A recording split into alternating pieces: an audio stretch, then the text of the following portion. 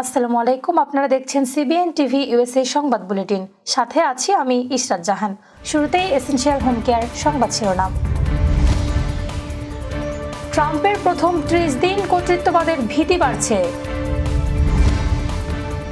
যুক্তরাষ্ট্রকে শোষণ করতে ইইউ গঠিত হয়েছে বললেন ট্রাম্প। স্থানীয় নয় জাতীয় নির্বাচন নিয়ে ভাবছে কমিশন বললেন ইসি মাসুদ। ঐক্য বিনষ্টের চক্রান্তের বিরুদ্ধে সর্বস্তরের জনতাকে সতর্ক করলেন তারেক জিয়া। শুনছেন এসেনশিয়াল হোম কেয়ার সংবাদ শিরোনাম। এবার বিস্তারিত। ক্ষমতা গ্রহণের পর প্রথম মাসেই ডোনাল্ড ট্রাম্পের নীতিগত ও প্রশাসনিক সিদ্ধান্ত নিয়ে উদ্বেগ বাড়ছে। বিশ্লেষকদের আশঙ্কা, তার শাসন পদ্ধতি কর্তৃত্ববাদের দিকে এগোচ্ছে। ফেডারেল তদন্তের মুখে থাকা কর্মকর্তাদের বরখাস্তের পাশাপাশি সেনাবাহিনীর কয়েকজন কমান্ডারকেও সরিয়ে দিয়েছেন ট্রাম্প। প্রশাসনের পুনর্গঠনের নামে বিপুল সংখ্যক সরকারি কর্মচারীকেও চাকরিচ্যুত করা হয়েছে। ট্রাম্পের দাবি, সংবিধানের দ্বিতীয় অনুচ্ছেদ তাকে নির্বাহী ক্ষমতার সর্বোচ্চ সীমা প্রদান করেছে। সুপ্রিম কোর্টের রায় অগ্রাহ্য করারও ইঙ্গিত দিয়েছেন তিনি। এদিকে অর্থনৈতিক অস্থিরতা ও দ্রব্যমূল্যের ঊর্ধ্বগতির কারণে ট্রাম্পের জনপ্রিয়তা দ্রুত কমছে। মাত্র এক মাসের ব্যবধানে তার সমর্থন 51% থেকে 41% নেমে এসেছে। বিশ্লেষকদের মতে 2 বছর পরের মধ্যবর্তী নির্বাচনে ট্রাম্পের নীতির প্রকৃত প্রতিফলন দেখা যাবে, যা যুক্তরাষ্ট্রের গণতান্ত্রিক ব্যবস্থার ভবিষ্যৎ নির্ধারণে গুরুত্বপূর্ণ হয়ে উঠতে পারে। যুক্তরাষ্ট্রকে শোষণ করার জন্যই ইউরোপীয় ইউনিয়ন ইইউ গঠিত হয়েছে বলে মন্তব্য করেছেন মার্কিন প্রেসিডেন্ট ডোনাল্ড ট্রাম্প। তিনি অভিযোগ করেন, ইইউ দীর্ঘদিন ধরে যুক্তরাষ্ট্রের কাছ থেকে নানা সুবিধা নিয়ে আসছে। এই পরিস্থিতিতে ইউরোপীয় ইউনিয়নের পণ্য আমদানির ওপর 25% শুল্ক আরোপের প্রতিশ্রুতি দিয়েছেন তিনি। বুধবার এক মন্ত্রিসভার বৈঠকে ট্রাম্প বলেন, যুক্তরাষ্ট্রকে শোষণ করার জন্য ইইউ গঠিত হয়েছে। এটিই তাদের উদ্দেশ্য এবং তারা সেই কাজটি ভালোভাবেই করেছে।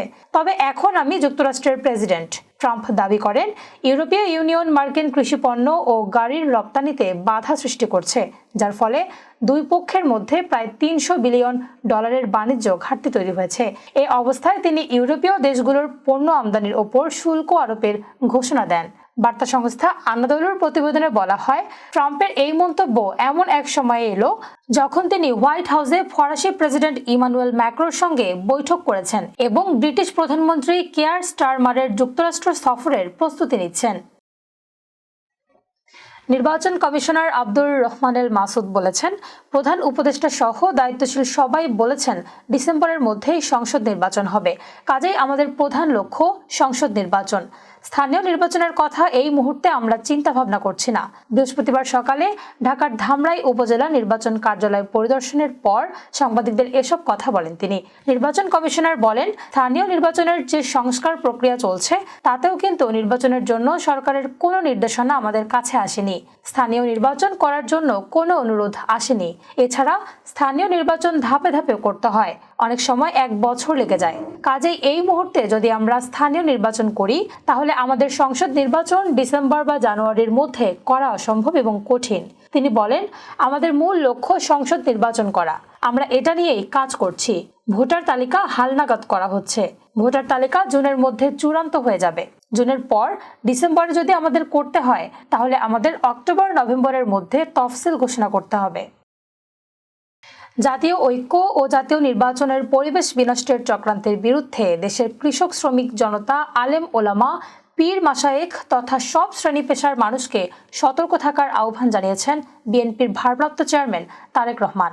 তিনি বলেছেন, যারা বাংলাদেশকে তাবেদার রাষ্ট্র বানিয়ে রাখতে চেয়েছিলেন তাদের ষড়যন্ত্র কিন্তু এখনো থেমে নেই। সংস্কার কিংবা স্থানীয় নির্বাচন এসব ইস্যু নিয়ে জনগণের সামনে এক ধরনের ধূম্রজাল সৃষ্টি করা হচ্ছে। বৃহস্পতিবার সকালে সংসদ ভবনে বিএনপির বর্ধিত সভায় লন্ডন থেকে ভার্চুয়ালি যুক্ত হয়ে তিনি এসব কথা বলেন। তারেক রহমান বলেন, আজকের এই বর্ধিত সভার শুরুতেই আমি বিএনপির প্রতিষ্ঠাতা, স্বাধীনতার ঘোষক শহীদ প্রেসিডেন্ট জিয়াউর রহমানকে স্মরণ করতে চাই। তিনি একদলীয় অভিশপ্ত বাকশালের অন্ধকারাচ্ছন্ন বাংলাদেশে গণতন্ত্রের আলো জ্বালিয়েছিলেন। মরহুম শেখ মুজিবুর রহমানের নিষিদ্ধ করা সব রাজনৈতিক দলগুলোকে বাংলাদেশের রাজনীতি করার সুযোগ করে দিয়েছিলেন। জনগণের ভালোবাসায় ধন্য বিএনপির হাতে গণতন্ত্রের ঝান্ডা তুলে দিয়েছিলেন।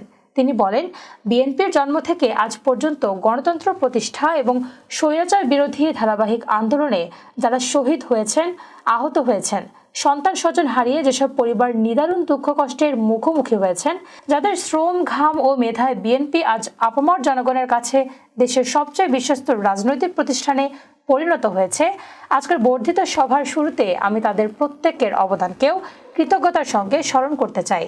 তিনি আরও বলেন, সর্বোপরি ৭১ সালের মহান মুক্তিযুদ্ধের লাখো শহীদ, দেশে গণতন্ত্র ও মানবাধিকার প্রতিষ্ঠার দীর্ঘ ধারাবাহিক সংগ্রামে যারা শহীদ হয়েছেন, ২০২৪ সালে জুলাই আগস্টে তাবেদার অপশক্তির বিরুদ্ধে দলমত নির্বিশেষে স্বাধীনতার রক্ষার যুদ্ধের সাহসী বীর আবু সাইদ, ওয়াসিম রিয়া গোপ, আব্দুল আহাদ এবং বিএনপির ৫ শতাধিক সহ হাজারো শহীদ এবং আহত যোদ্ধাদের গভীর শ্রদ্ধায় স্মরণ করছি। বিএনপির ভারপ্রাপ্ত চেয়ারম্যান বলেন, হাজারো শহীদের আত্মত্যাগের মধ্য দিয়ে স্বাধীনতা প্রিয় বীর জনতার রক্তক্ষয়ী গণ অভ্যুত্থানে ফ্যাসিস্ট হাসিনা দেশ ছেড়ে পালানোর পর দেশের গণতন্ত্রকামী মানুষের সামনে বাংলাদেশ পুনর্গঠনের এক অপার সম্ভাবনার দারুণ মুক্ত হয়েছে। এই সুযোগ এবং সম্ভাবনা নস্যাৎ করার জন্য এরই মধ্যে নানা রকম ষড়যন্ত্র শুরু হয়েছে। সুকৌশলে রক্ত পিচ্ছিল রাজপথে গড়ে ওঠা জাতীয় ঐক্য এবং জাতীয় নির্বাচনের পরিবেশ বিনষ্টের অপচেষ্টা চলছে। তিনি বলেন, রাষ্ট্র ও রাজনীতিতে সংস্কার একটি ধারাবাহিক প্রক্রিয়া। বিএনপির কাছে সংস্কারের ধারণা নতুন কিছু নয়। সরকারি কিংবা বিরোধী দলে বিএনপি যখন যে অবস্থানে দায়িত্ব পালন করেছে, জনগণের আকাঙ্ক্ষাকে ধারণ করে সময়ের পরিপ্রেক্ষিতে সব সময়ই রাষ্ট্র, সরকার ও রাজনীতিতে প্রয়োজনীয় সংস্কার করেছে এবং করার চেষ্টা অব্যাহত রেখেছে। এবার কর্ণফুলী ইনকাম ট্যাক্স সংবাদ শিরোনাম। বাংলাদেশ অ্যাসোসিয়েশন অব ডেলাওয়্যার ভ্যালির পিঠা উৎসব এবং আটলান্টিক সিটিতে হালাল ভাই কাচ্চি বিরিয়ানি অ্যান্ড সুইটস উদ্বোধন। আবারও স্বাগতম সিবিএন টিভি ইউএসএ সংবাদ বুলেটিনে। শুনছিলেন কর্ণফুলী ইনকাম ট্যাক্স সংবাদ শিরোনাম, এবার বিস্তারিত।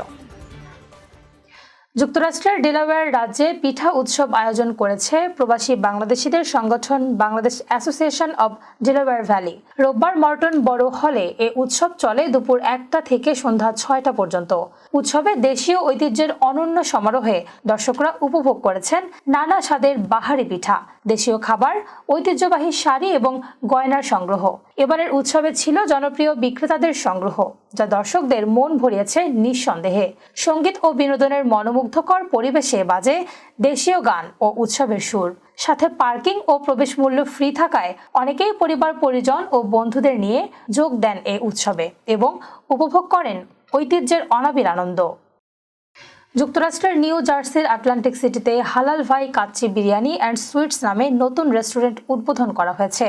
সোমবার রাতে আর্কটিক এভিনিউতে রেস্টুরেন্টের উদ্বোধন করেন সিটির মেয়র মার্টি স্মল সিনিয়র। উদ্বোধনী অনুষ্ঠানে উপস্থিত ছিলেন প্রতিষ্ঠানটির শতাধিকারী মোহাম্মদ সাইফুল ইসলাম সেলিম, HM আজমুল হক তানিন ও মোহাম্মদ দিনুর ইসলাম। সাইফুল ইসলাম সেলিম জানান, আটলান্টিক সিটি ও পার্শ্ববর্তী শহরে বসবাসরত প্রবাসী বাংলাদেশিদের চাহিদার কথা বিবেচনা করে তারা এই প্রতিষ্ঠানটি গড়ে তুলেছেন। রেস্টুরেন্টটিতে ইফতার, মিষ্টি, জিলিপি সহ বিভিন্ন বাঙালি খাবার সুলভ মূল্যে পাওয়া যাবে। এছাড়া বিভিন্ন সামাজিক অনুষ্ঠানে ক্যাটারিং সেবা দেবে। প্রতিষ্ঠানটির 13 বছরের অভিজ্ঞতা সম্পন্ন শেফ রয়েছে। প্রথম রমজান থেকে দুপুর 12টা থেকে রাত 10টা পর্যন্ত খোলা থাকবে। এখানে টেক ইন ও টেক আউটের ব্যবস্থাও রয়েছে। দর্শক, এই ছিল সিবিএন টিভি ইউএসএ সংবাদ বুলেটিনে। শেষ করছি। পরবর্তী বুলেটিন দেখার আমন্ত্রণ জানিয়ে এতক্ষণ সাথে থাকার জন্য ধন্যবাদ সবাইকে।